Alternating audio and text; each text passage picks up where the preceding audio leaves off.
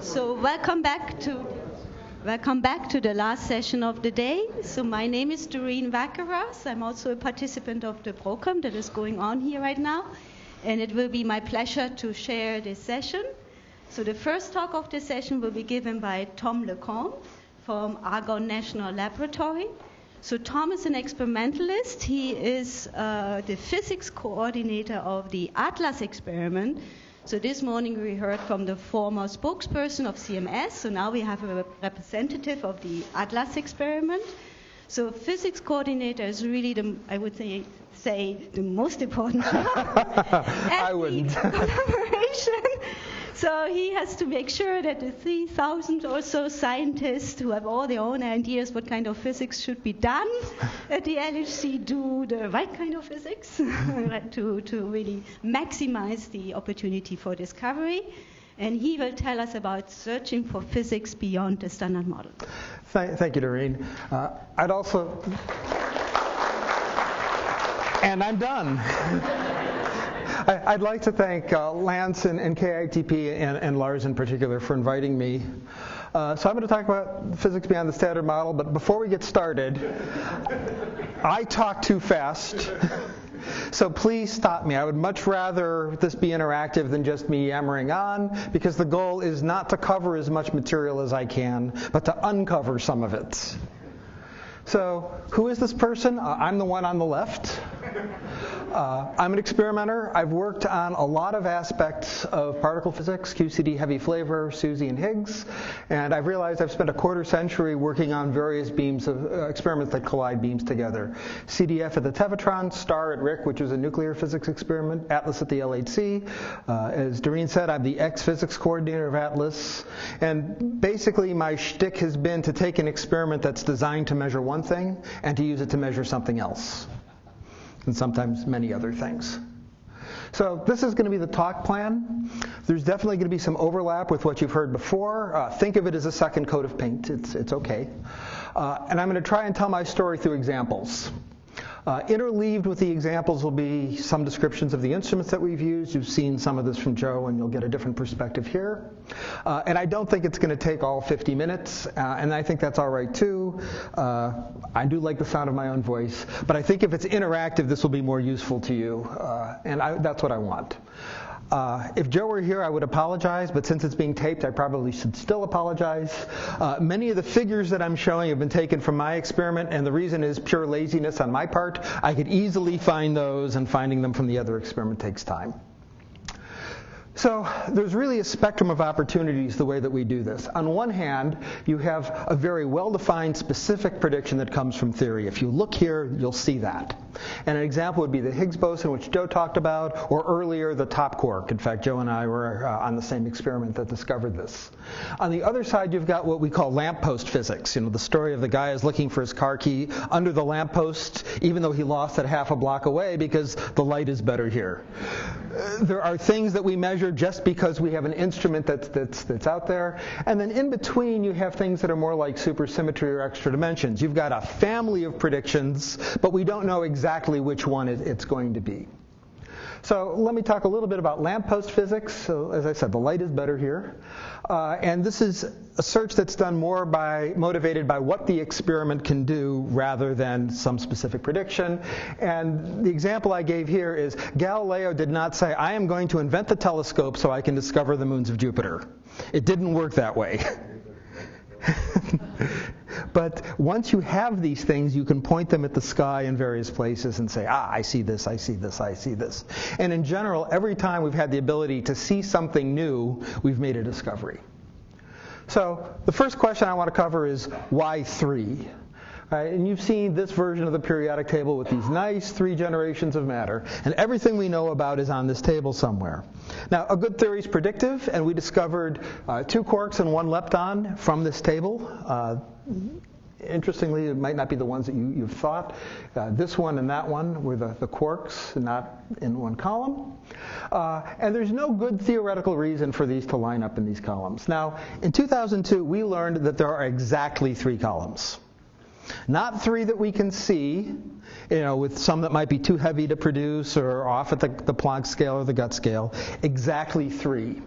And in my view, that was the most amazing discovery of the LHC. I mean, I understand the number 0, I understand the number 1, but once you get beyond 1, it's just many. So why 3 is quite mysterious. So to try and understand why we have this new periodic table, let's go back to an old periodic table. So we have Dalton's atomic theory. This was the first real particle theory of matter. And he said all matter is composed of tiny atoms. They're indivisible and indestructible, much like the meatballs in your cafeteria at your schools. All atoms of a given element are identical. Turns out he got that wrong, but it's close. Explains the law of definite proportions, which was kind of this mysterious empirical thing at the time. And this was a major scientific accomplishment. And understanding exactly where and why this fails leads us to something about how we might design an experiment today. So one of Mr. Dalton's problems is this: why should different elements show similar chemical properties? Why, for example, do sodium and potassium react the same way? Well, we know today it's because of the electrons. Chemistry is driven by the electronic structure of matter. And it's the fact that atoms have substructure, that you've got these electrons that are providing the chemistry, that they're not indivisible, and that gives us the organization of the periodic table. And in principle, you could look at the periodic table and discern something about atomic structure. In practice, it's easier to kind of go the other way. But this was the first hint that there are substructures. We have the same thing that we discovered in the 60s in particle physics. There was a second periodic table. If you take the 9 lightest spin 0 particles or the 8 lightest spin 1/2 particles, they also seem to line up into these nice patterns. And it looks like another periodic table is showing up. So pretty soon, people got the idea of, let's look for particles where there's a gap in one of these patterns, and they started to show up. So as I said, a good theory is predictive. So this is telling us something about substructure of these so-called elementary particles. Well, as people got more and more particles, we were able to make more and more patterns, and it's getting hard to imagine how all of these would be produced accidentally if you just get more and more and more. And the patterns turn out not to be random. They represent the same underlying symmetry of all of these. So in this case, this is something called SU4, and these are all different representations of it. So the modern view is the patterns that we saw in the last slides are all due because hadrons, particles like the proton, are being formed out of the same kind of particles, quarks. And many, many different experiments have done, all using different beams, different targets, whatever, and they all get consistent answers. There are 2 particles inside of a proton with charge 2/3, one of charge -1/3. The neutron has the pattern flipped. These are all held, glued together by a field of particles which we call either very imaginatively or very unimaginatively gluons. Now, we can pull an electron off an atom. In 1869, cathode rays were discovered, so they were able to say, I know an atom is not indivisible because I can divide it. I can pull off something. And in fact, cathode rays are identical, irrespective of the material used to make them. So it's saying that the different kinds of atoms are fundamentally made out of the same kind of stuff, just in a different arrangement. So there's another layer down, as represented by the Russian dolls. What we can't do is pull a quark out of a proton. So this is an important difference between atoms and quarks. So one of the analogies I have is a magnet. If I try to pull off a north pole of a magnet and put it in my pocket, I'm unable to do that. Right? The magnet that I get still has a north pole and a south pole, and the magnet I leave behind has a north pole and a south pole. So the same thing happens here. I take a particle like a proton, and I somehow grab one of these quarks and start pulling it and pulling it and pulling it. It starts stretching and stretching and stretching, and ultimately the string between the quark that I have and the particle that I'm trying to pull it out of breaks, and it produces one or more particles. So all the energy that I'm putting in to try yanking this quark out of the proton goes into making new particles. When this happens, we get a jet, a blast of particles all moving in roughly the same direction. So you can see all of the particles that are produced here. This is a beam's eye view of the detector. These are the tracks that are produced. Joe mentioned they're measured in the magnetic field. This is what we call a calorimeter. It measures the energy. If you unroll the calorimeter, you can see there's 2 blasts of particles. And if you look at a view where the beam goes this way, you see this jet and this jet, which are that jet and that jet. So Joe showed you a little bit about how ATLAS looks. I'll skip most of the discussion. Those are fake people. I like this plot better than his because the two that you have here, that's a safety violation. And people get mad at me when I show that. But we have a small tracker inside of a magnetic field. We have this calorimeter, which is about the size of a house, which stops the particles and produces and measures their energy. Then outside of this, we have a muon spectrometer. Muons are particles which are highly penetrating, so you look at them on the outside. About one of them is going through your head every second from cosmic rays. That's what the inner detector looks like in real life. So you see it's about the size of a Fiat 500.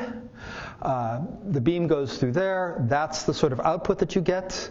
And it measures where the particle is point by point by point by point by point. And we end up with several dozen points, and then we just connect the dots to make the track. As Joe said, this is a digital camera. It's 80,000 pixels, so it's maybe 5 cell phones. And you'd say, well, why is that impressive? It's because your cell phone probably can't take 100,000 pictures in a second. The calorimeters are the size of a small house. That's that, and these again are real people. It measures the energies of particles by stopping them. In this case, gives you sort of an idea of how big the individual units are. You can't because I cropped off the person, but this is about 6 feet. There's a guy working on the bottom right here. And this particular thing works by taking particles, interacting them with steel, and sandwiching this plastic, which glows when particles put on them, and measuring how much light comes out. And then on the outside, we have this muon spectrometer, and this will be used in measurements later in the talk. But essentially, it's a tracker on the outside rather than the inside after we've filtered everything except a muon. And this is the most important component. There's about 3,000 people working on each experiment, including 800 to 1,000 students, kind of depending on when they get their PhDs, in 176 institutions in 38 countries. And Joe mentioned a little bit about countries that don't particularly like each other. One of the things that we have people from Taiwan and mainland China, they agree that there's one China, but they disagree about which one it is. So we had to have a lot of discussions about exactly how to properly reference them. This is a picture of the compact muon solenoid, a schematic, and you can see the people here are somewhat larger, but it's the same basic idea. You've got tracking, you've got calorimetry. This is all done inside a magnetic field and muons on the outside. And in a few minutes, I'll talk to you in a little more detail about that. So this is a question that was brought up earlier. Why do you have 2 experiments? I would say there's a couple of reasons for that. One is each experiment is complementing and checking the other. So you just have better science if you have somebody looking over your shoulder.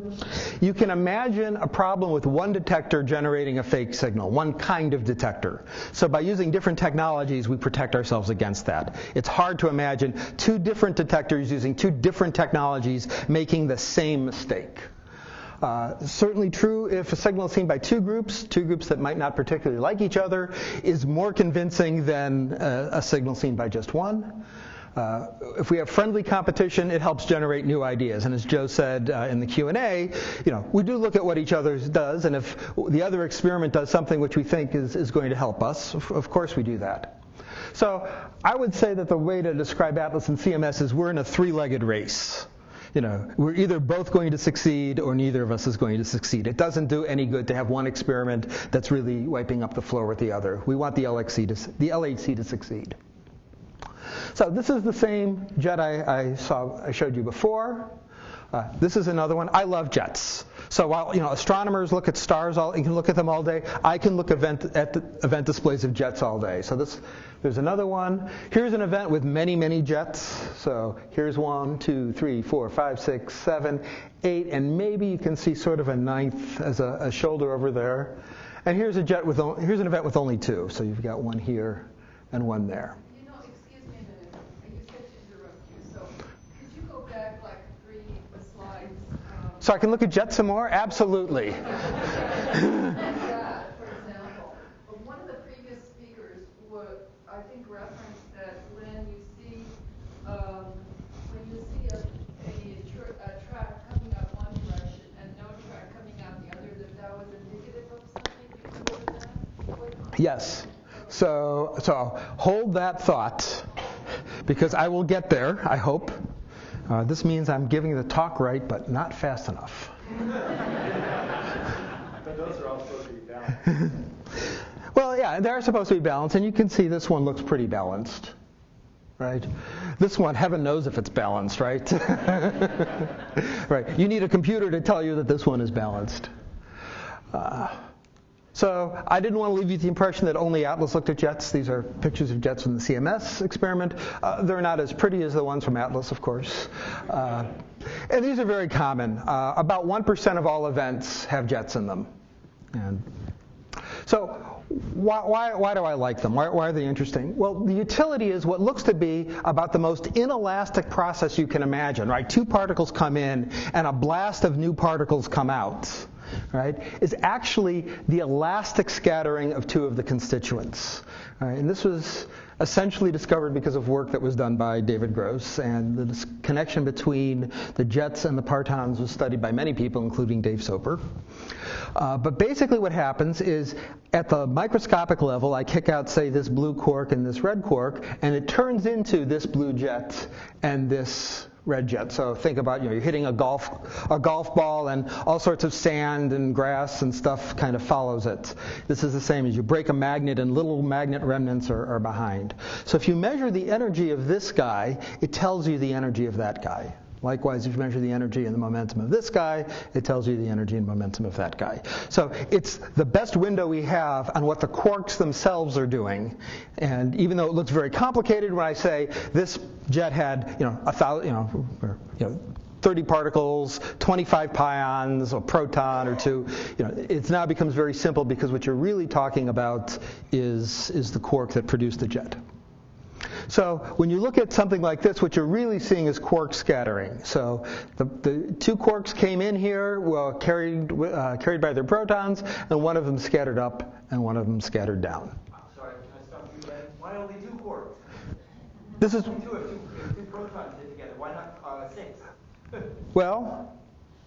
Oh, because right. The other four aren't close enough. Right. So sometimes you do get lots of collisions, but also most of the time what happens is things go down the beam pipe.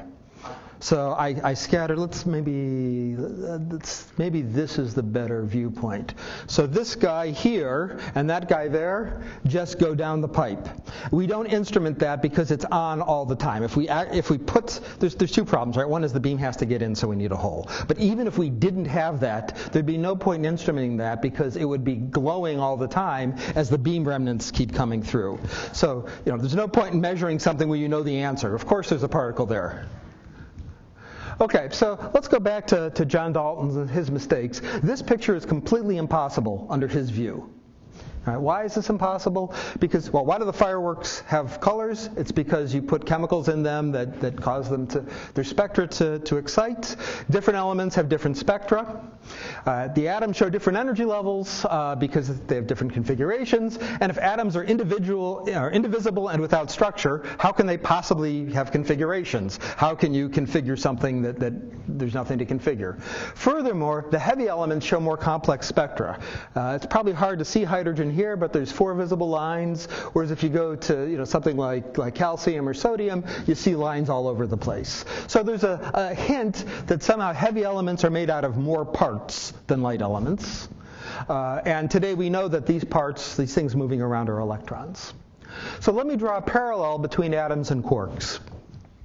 So if I put a lot of energy into an atom, it transitions to an excited state. It then emits a photon and returns back to its ground state, and we see a line spectrum like this. If I go to quarks, suppose I put a lot of energy into a quark. The quark would transition to an excited state. Now this only happens if there's a state for it to be excited to, but it's a hypothesis. And then this excited quark, this Q star, will emit a gluon, which will form a jet, and return to its ground state. So what would we see? Well, if you look at a jet mass plot, you would see a bump where you had the excited energy level. So you're looking essentially at a spectrum here. One of these jets is the emitted gluon. The other one is the recoil quark. In atomic physics, the atom recoil is very small, but because of the energetics here, the recoil is large, so you get two things back to back. So the experimental question is whether this distribution is smooth or whether it has bumps on top of it. Now this plot was taken from our very earliest data. It was 111 days after we turned on, but most of those days were spent tuning the machine. There was probably maybe 30 or 40 days worth of data in this plot. So almost immediately after we turned on, we could see the inside of the proton more clearly than we could before. This is the kinematic limit of the Fermilab Tevatron. So all of these points out here were things that we had never been able to see before. And we looked for a bump. As you see, we didn't see one. So this is comparison of ATLAS and CMS data, and you can see the same thing. They're both smooth as a baby's behind. There's no bumps, there's no energy levels, there's nothing. So, as I said, we collected enough data for an expected limit beyond the previous best limit. We thought that was a good time to publish when we thought that our sensitivity had just moved past what it had done before. On Monday, July 19th, that was 111 days after the first collisions. On the following Friday, July 23rd, we showed the first results beyond what had been done before at, as Joe said, the ICHEP conference. This was 2 years before the Higgs discovery, but it was still the most important conference of the year. And we submitted the paper on the 13th. And as of today, the LHC experiments have published more than 1,000 papers together. So there's two lessons here. One is high energy is a huge advantage. Right after we turned on, we were able to say we see things that it took the Tevatron years to do, and that large collaborations are not necessarily slow. Since I have a little time, I'll tell you another story about this. We had the result approved right before it was shown, and by right before, I mean, we closed the data set 6 a.m. on Monday, and the talk needed to be in at 12:30 on Friday for a 2 o'clock presentation, and at 12:24 on Friday, we approved the results. So you know what that means. We could have taken 6 more minutes of data. So let me move a little bit on to the discovery of the nucleus. This is the so-called Rutherford experiment. This was done by his graduate students, Geiger and Marsden. But it's okay because of, the credit worked out because the Geiger counter was invented by his graduate student, a guy named Mueller. So everybody gets the right amount of credit. It's just kind of one generation behind. So the way this works is, you've got this alpha particle hits the gold foil, and I love this animation, and particles come zooming on out. Alpha particles were the most energetic probe used at the time, so this was, in some sense, the first high-energy physics experiment. And the idea was, in the old Thomson plum pudding model, the electric field that this alpha experiences gets weaker and weaker and weaker as it gets inside the atom because more and more charge is on the outside. But the alpha particle is, in the Rutherford model, the field gets stronger and stronger as you get close to this charged nucleus. Now, when you teach this, they say, well, the plum pudding model didn't really agree with the data, blah, blah, blah. But they hardly ever explain how badly it disagreed with the data. So the plum pudding model is blue, and what Rutherford actually saw is red. So at 3 degrees, there's about a factor of 1,000,000 discrepancy between the old model prediction and what's actually observed. And I really wish more textbooks would point out exactly how crappy the result was compared to the model. I mean, it's very rare that a theoretical model is excluded to this level of accuracy on a single experiment. So it's also, you'll learn from this, is that since I'm talking about 12 orders of magnitude here, that's not a particularly convenient thing to be looking at. So the experiments transform these variables to ones that are flat or almost flat if there's no substructure. But essentially we do the same thing. We look at the angles between 2 jets, and from that we try and say, is there an excess of large angle scatters? Same experiment done by Rutherford. So this is what we mean by flat. It's flat-ish. But if there's a signal, this bin, the first bin in this plot, will jump up.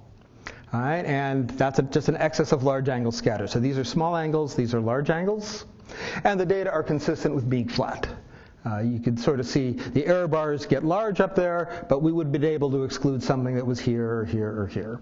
So from this, we can extract a limit.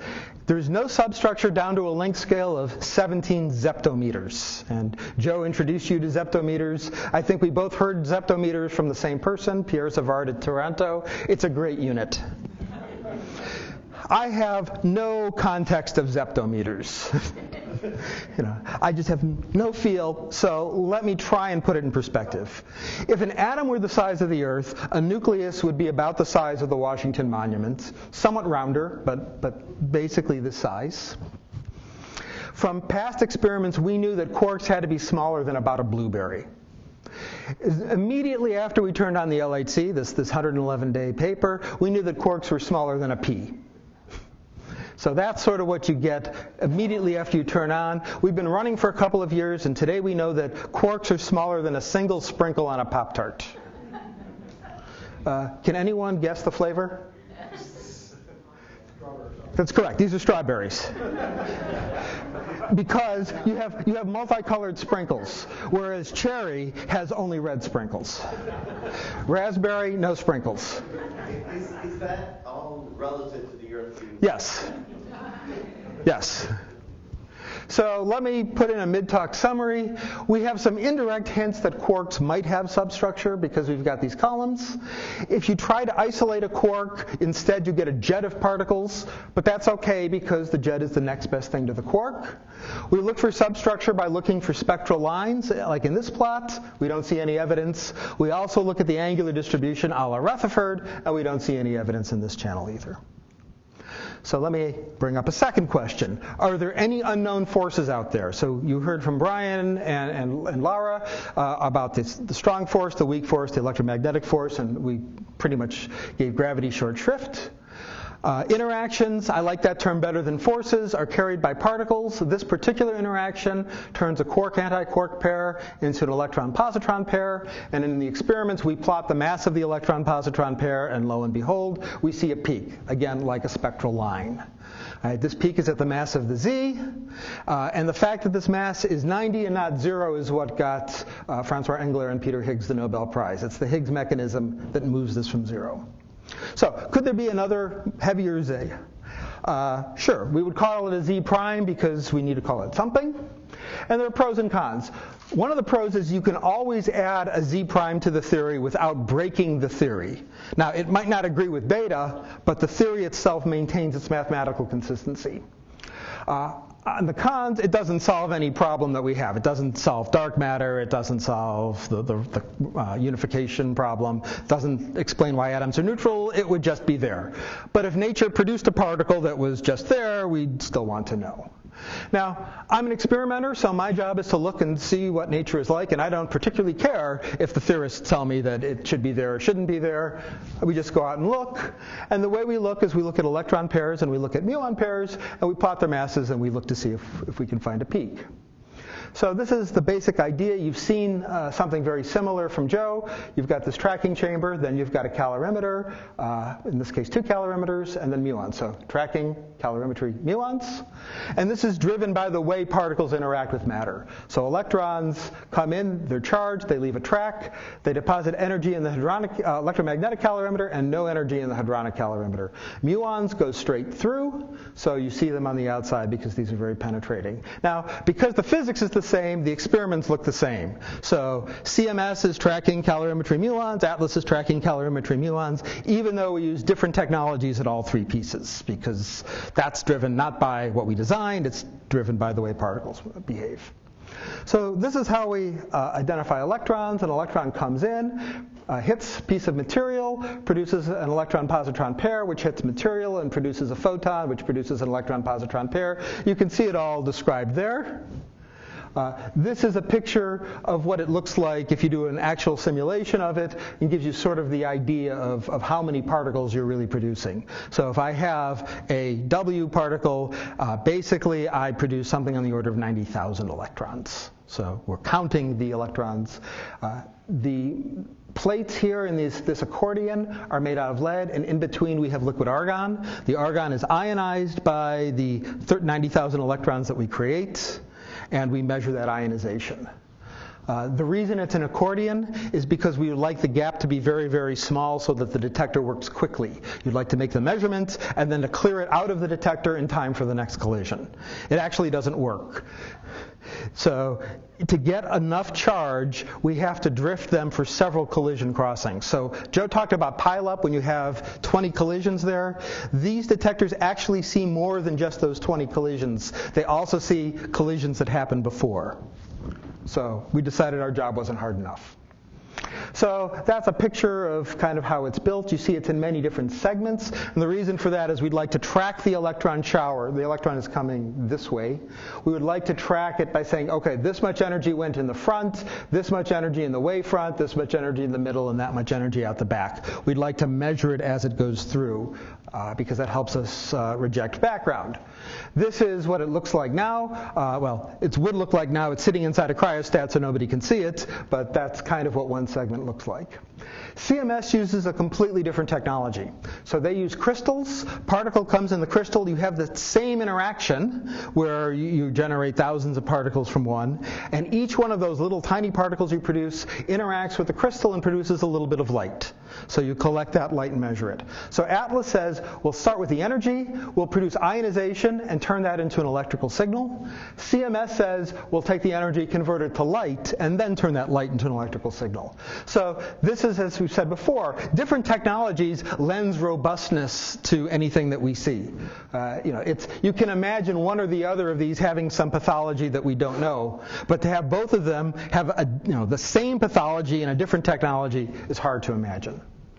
That's a picture of the CMS calorimeter. The muon detectors, as I said, muons are highly penetrating. I mean, since I've been talking, 1,000 of them have gone through your head.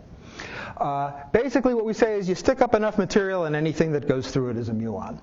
CMS has one magnet, and the field is coming out of the board and looping around and going back in.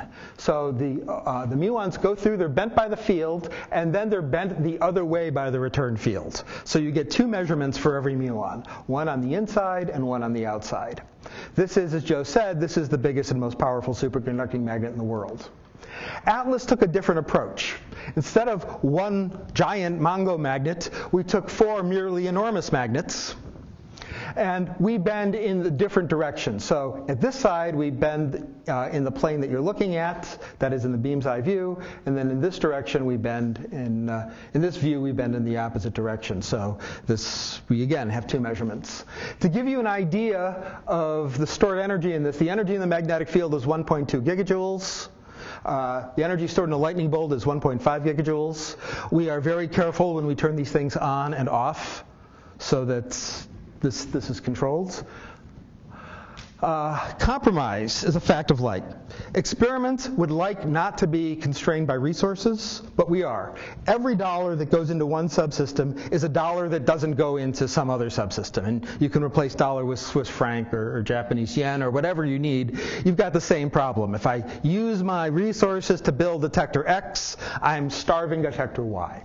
But that's not the only resource. Space is a resource. Every inch I use, or centimeter, to build this detector is taking it from something else. And we used all of the space that we have. The clearance between the ATLAS detector and the ceiling is 20 millimeters. So this is an issue. Turns out there's a bigger issue. When you take all that rock out of the cavern, the floor starts moving up at about 1 millimeter a year. So ATLAS has a finite lifetime, determined by when it's finally crushed by the ceiling. Fortunately, it's slowing down. A collaboration with n members, whatever n is, can't build an experiment that needs twice as many to operate it. So you might want to build something more complicated, but you just can't. And industrial production capacity is finite. Crystals, wafers, whatever. The SSC experiment, SDC, there was a guy who said, we should build a liquid xenon calorimeter. And George Trilling, who was the spokesman, said, that's a fine idea. Why are you telling us now? Because it's 20 years before we'd ever build this. And he said, well, if we need to fill this with liquid xenon, we have to start liquefying it now. So you need to build something. And as Joe said, most experimenters have their own ideas for the best way to optimize because we have different expertise and interests. And the goal of a collaboration is to build an experiment that everybody can tolerate, even if it maybe isn't everyone's first choice. So anyway, getting back to the Z prime, here's an event with two energetic electrons. This is a beam's eye view. This is an electron, and you wonder why I can't see the other one. Well, in the calorimeter, you see it over there, and the reason you don't see it is it's going very far forward. So that's what the data looks like when you look at all of the events, and there's a couple of features you should see. One is the regular Z is there at 90, like it should be. There are no other peaks. The red peak here is what a Z prime would look like. And you look at this and you say, well, this says that I should be seeing 2 dozen or 3 dozen events, and I see exactly 0. So I obviously didn't discover this. These 4 colors represent 4 different backgrounds. And backgrounds are events that look exactly like what you're searching for, but they come from a different and usually boring source. So the name of the game often is revolving around understanding what your background is. Finding the signal is the easy part of analysis. The hard part is saying, I saw more signal than I expected. It's calculating the expectation that's hard. So I said we didn't discover anything, but that doesn't mean we didn't learn anything. So these are plots that you'll see a lot of. We often call them Brazil plots because of the green and yellow. This axis is how often per collision you produce the particle. Above this line, we would have seen a signal. So if nature was over here, we would have seen it, but we didn't. Below this line, we wouldn't. And you see various models that are coming here. So in this model, for example, it crosses our line at about 3 TeV. So we say, if there was a particle lighter than 3, we would have seen it. We didn't, so it doesn't exist. So, my second mid-talk summary. These searches require us to reconstruct and identify various charged particles, electrons, muons, jets. You've seen them all so far. The 2 experiments make different choices in how they do this, but that's a good thing. It adds robustness to the measurements. And there's some art to this. It's done by people. There is no perfect answer. These also require us to be able to determine the backgrounds, and sometimes you need to calculate it, and sometimes you can get it from the data. So my third and last question, why does the Higgs boson weigh what it does? Brian talked a little bit about this. So the problem is it weighs 125 GeV. It's about the same as an atom of barium. This is too light to be heavy and too heavy to be light.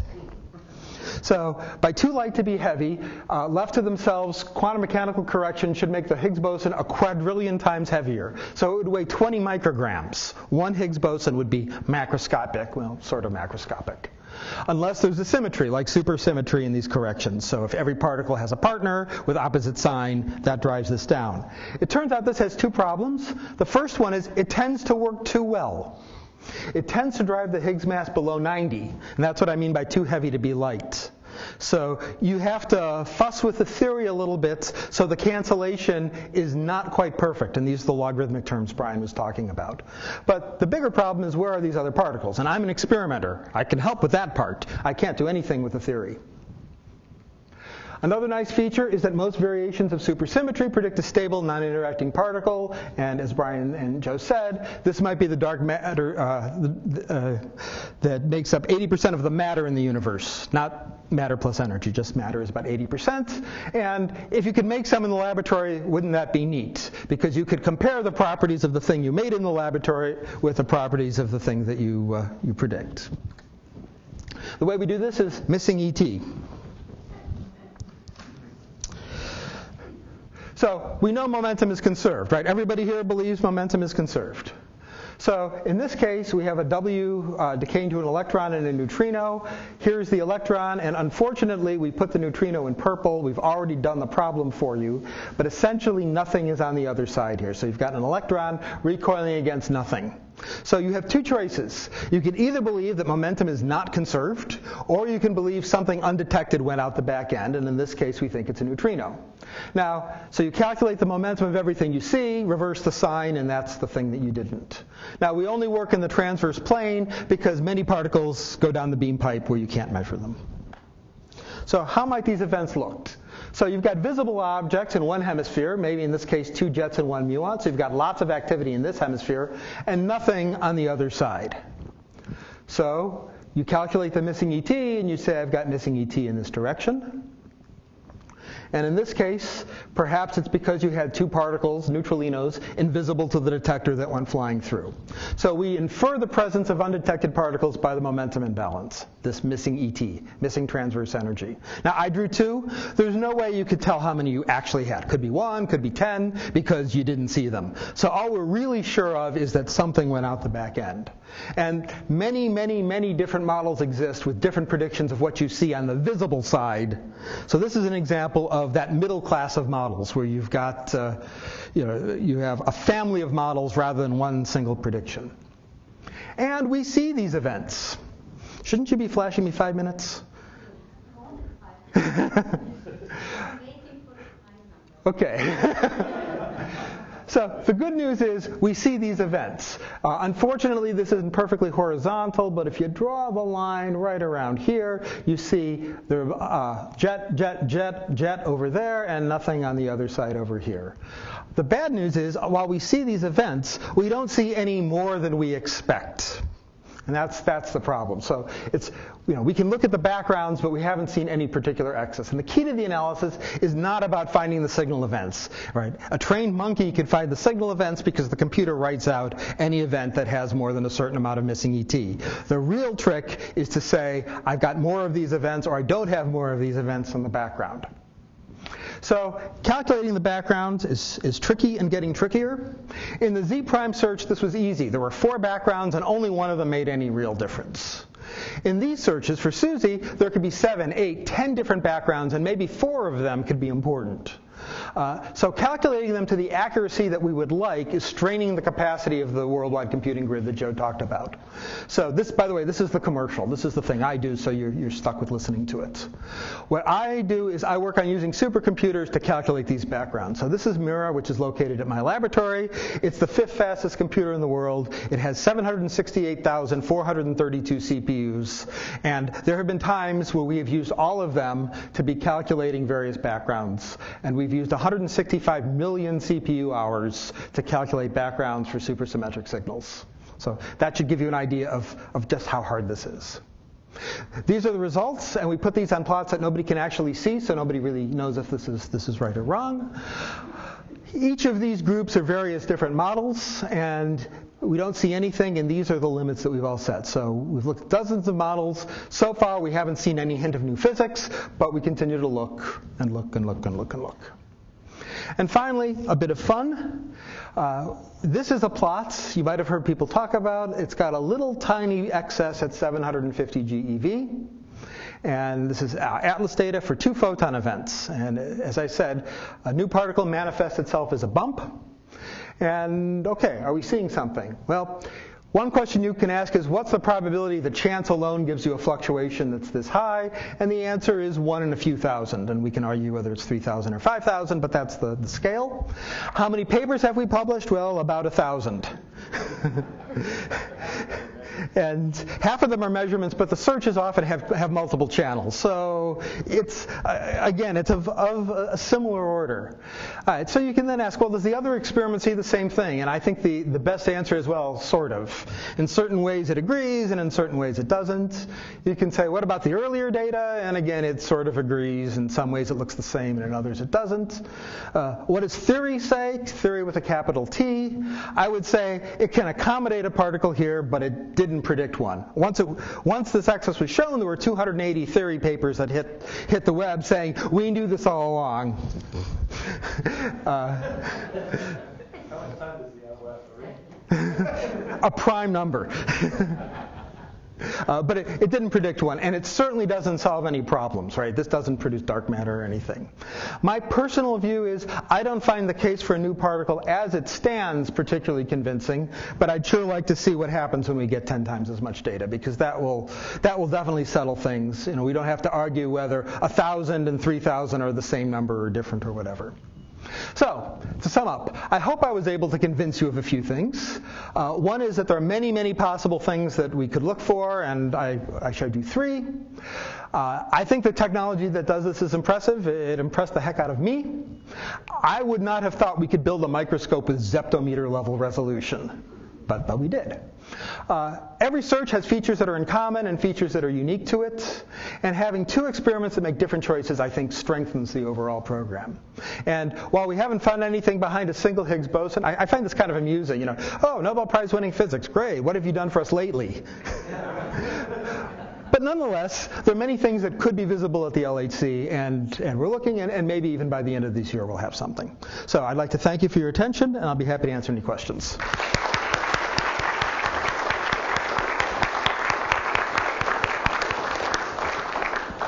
Thank you very much, Tom, for this very nice talk. So there is, of course, time for questions.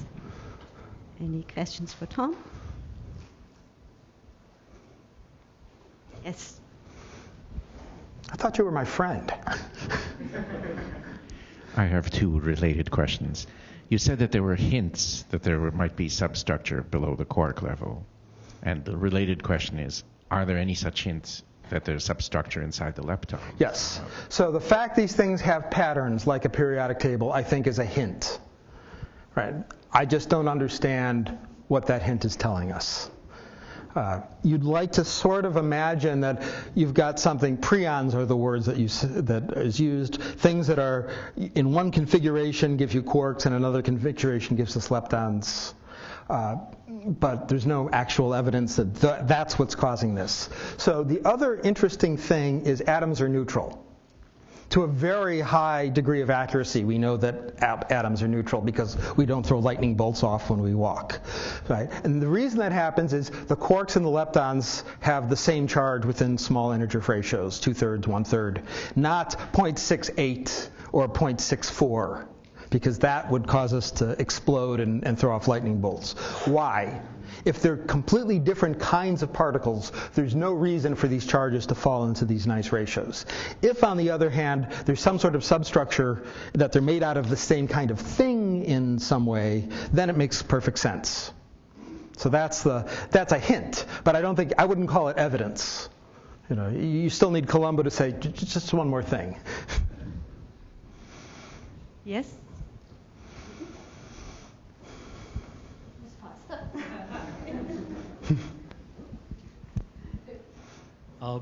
A lot of different particles can be detected, not every kind of particle, but what fraction of the kinds of particles you can detect are actually detected? Do you detect all the electrons and only half the muons that come out? Or? So there's detection and there's identification, right? So if an electron hits a live region in the detector, we have cracks and things that are not working. But the 90-some% of the detector that's live will detect that.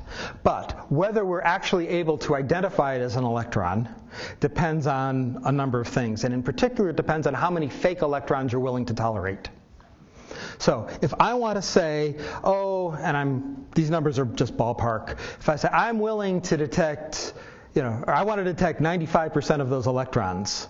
Probably 1 in 20 or 1 in 30 of those electrons will be fakes. There'll be other particles that we've called electrons. But if I say I only want to identify 80% of my electrons, then only 1 in 1,000 of them are fake.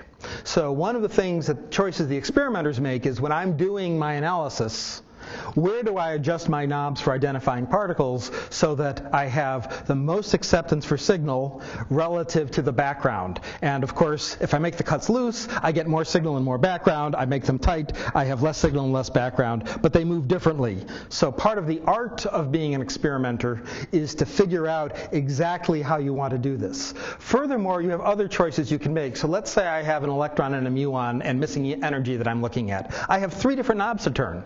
I might not say I want the best electron as I can because I might be willing to take a better muon or more missing ET. So there's this complicated multiple variable space that people optimize either by using very clever computing or lots of experience and say this is how the whole analysis goes together. Does that answer your question? Does it answer a better question? My question's pretty basic. So when you get to 10 to the 16 GeV, what scale are you measuring at? So this is a scale of something like 10 to the 12th. All right, so that would mean whatever is one level down from Zepto. A Groucho meter. It would be a Groucho meter. Okay. Or would that be a grouchometer? Could be a harpometer. But I like the when, by the way. I like the when. Hi, I have one here. You were comparing the atom to the quarks and the protons for a couple examples, and I had a question. You said that an electron can be jumping up to an excited state and falling down, and you were comparing that to a quark doing the same thing. Can you explain again how that quark can be excited? So if a quark is made out of these preons, whatever they are, right? They're sitting around doing whatever it is that they do, and I put enough energy into them, and let's say they're orbiting, it would then go to a wider orbit and then go down. Just like in an atom, I've got an electron in the ground state, photon comes in, and it can jump to a higher orbit. But this only works if the particles are made out of pieces. So this is kind of a one-sided test. You can never prove that they're not made out of pieces. You can only get evidence that they are. Are there other questions? In your talk, you contrasted several times experimental versus theoretical physics, and I was curious when your path diverged at your PhD studies or in work, and also what is the intersection with your work with theoretical physicists? So I'm an experimenter. I decided fairly early in my career that if I was going to be a physicist, I would be an experimenter. Basically, as an undergraduate, when I wasn't even sure I was going to graduate school. And there are a couple of reasons for this. One is I was better in the lab than I was in class. So that's a sign. You should do something that you're good at. I understood things in the class better when I had done the measurements myself. Again, another good sign for that. You have to be a really exceptional theorist to make a contribution. Right? Every theorist in this room is really exceptional. Going out and measuring stuff, the number is the number. Right? So the career path is different. That said, I have written 3 theory papers with colleagues, mostly on the intersection between how we measure things and things that might be models that might be interesting. So to get that interplay right, you want somebody who understands the models and how to calculate them and when they make sense, but you also want someone who can tell you what the experiment can do. In 2 of those cases, I worked with Steve Martin. I've worked with great names: Bill Murray, Steve Martin, Roger Moore. Steve Martin and I discovered that the experiment was sensitive to a particular class of models more than people thought, which was an interesting result, but also that with making slight changes to the way that we looked for things, we could be even more sensitive. So that was rolled back into the experimental measurements so that the next time we did this, we were all set up and ready to go, and we were able to do a better search than we would otherwise. So this interplay, I think, is very important. And this is one of the reasons why I'm here at KITP. I didn't come just to talk to you. That was a bonus. I'm here because it gives me an opportunity to work with theorists for 2 weeks to advance the field as a whole. And that's why I will again thank Lars for the kind invitation to get me here, because I think it helps the field, not experimenters, not theorists, not this experimenter, to have this kind of interaction going on so that the whole field can advance. And I think KITP plays a very, very important role in that. Okay. Don't you wish I was here when the NSF was here? You had a slide where you said if you could grip onto a quark and pull it out, you would have another particle that would come along with it. Yes.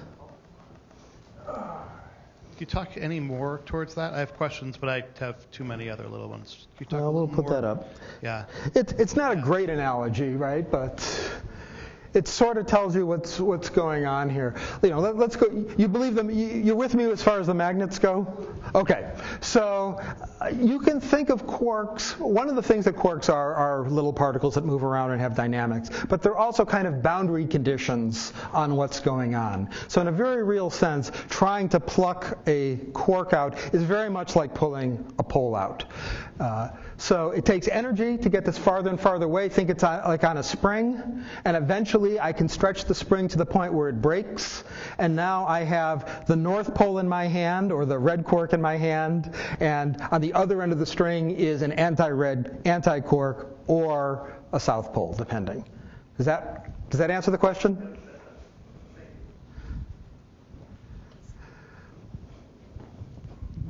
Just as a follow-up on what he was saying, when you were showing the jets, though, you were showing the jets as individual quarks. No, they're individual particles, but none of them are quarks. So most of the jets are these guys, these things that are left over. Because one of the interesting things about quantum chromodynamics is when these strings break, boy, do they break. So you get lots and lots and lots of particles. So instead of getting, take the magnet case, breaking the magnet into two, I get magnet dust at the end. And they all end up producing these particles. This is because it's a strong theory. This is why we call it the strong force. So you're able to produce a lot of particles from this energy. Any other questions for Tom? Yes. I know there's a lot of emphasis on studying quarks and particles at high energy, but what happens to gluons at very high energy? Do they play any role different than what they do at low energy? Yes. Talk to the man next to you. He got a Nobel Prize for explaining exactly that. So 13 and 8 doesn't make a whole lot of difference to the physics. It makes a lot of difference to the rates. Because what's really happening is we're not really looking at protons. We're looking at the quarks and gluons that are carried by the protons. So what ends up happening is if I go to higher energy, I can look at quarks and gluons that carry less momentum, a less fractional momentum than at a lower energy. And there are many more quarks and gluons at that lower fractional momentum. So the idea behind this is it cranks your rate up. So it actually does two things for you. The rate goes up because it's easier to have high rates at high energies. It brings the rates up because you're going down to what we call low X. That is, you've got many, many more of these particles. And then the few that are right out on the tail that give you very, very energetic interactions, we get to see those collide as well. So it opens up a new field. So, you can't be too rich or too good looking or have an accelerator that goes to too high in energy. Okay. We have a few more minutes if there are some more questions for Tom before we continue. Uh-oh. What fraction of the events do you actually get to look at on display? In other words, you didn't talk about all the challenges of writing out all this data. Joe gave some of the numbers out. So every 25 billionths of a second, so 40 million times a second, we say an event, but it's actually something like 20 collisions. So the rate is 40 megahertz times 20, which is about 1 billion per second. Of those, we can write out perhaps 1,000. All right, but 1,000 per second times 10 to the 7 seconds is 10 billion. So a computer can filter through 10 billion events, but no human being can look at 10 billion events. I would imagine that probably about 10,000 have been hand scanned. The most interesting ones. The most interesting ones are usually not the ones that are at the edges of the search. These are events where something went wrong. Because the easiest way, for example, to get an event with a lot of missing ET is to have part of the detector off when you think it's on. And searching through, looking at pictures of events can tell you that, gee, this part of the detector was off. Nevertheless, it was marked as on. So these kinds of just mundane, prosaic things all have to be checked because it would be kind of embarrassing, right, to say, we have a brand new particle. And the reason we have a brand new particle is somebody shut off part of the detector and didn't tell anybody. So 10,000 events? Hand scanned. Over what period? Per year. I mean, 10,000. The number is sufficiently fluffy that a year, 2 years, 10 years, it's all the same. I have a question about the... You were supposed to be my friend, too. I'm trying to be. Statistical physicists have made a lot of use of this notion of fractals, objects that are highly ramified in some cases. That is, the branches have branches, and those sub-branches have sub-sub-branches, and so on. Do these ideas penetrate at all the study of jets? There are people who are looking at this. One of the hot topics isn't so much fractals, but the idea of jet substructure. Because as events get more and more energetic, the pieces of the jet get closer and closer together. So if you want to count the number of quarks that come out, you can't count the number of jets anymore because you can have multiple ones in the same jets. There was just a week's worth of work being done right here on asking the question, are we squeezing every last bit of information out of the jets? And a parallel question is, are we looking at everything we should be looking at? Because we talked about jets, but this is just relativity that puts particles together. So you might ask, if I want to ask about photons, do I have to worry about my photon identification getting bad because it's so boosted that other things are starting to land on top of it? So this is going to be an issue as we move up in energy, as we move up in luminosity, and if we ever build one of these giant super accelerators, we're going to have to live with this in spades because everything's going to be screaming. But this too shall pass. We will get this straightened out.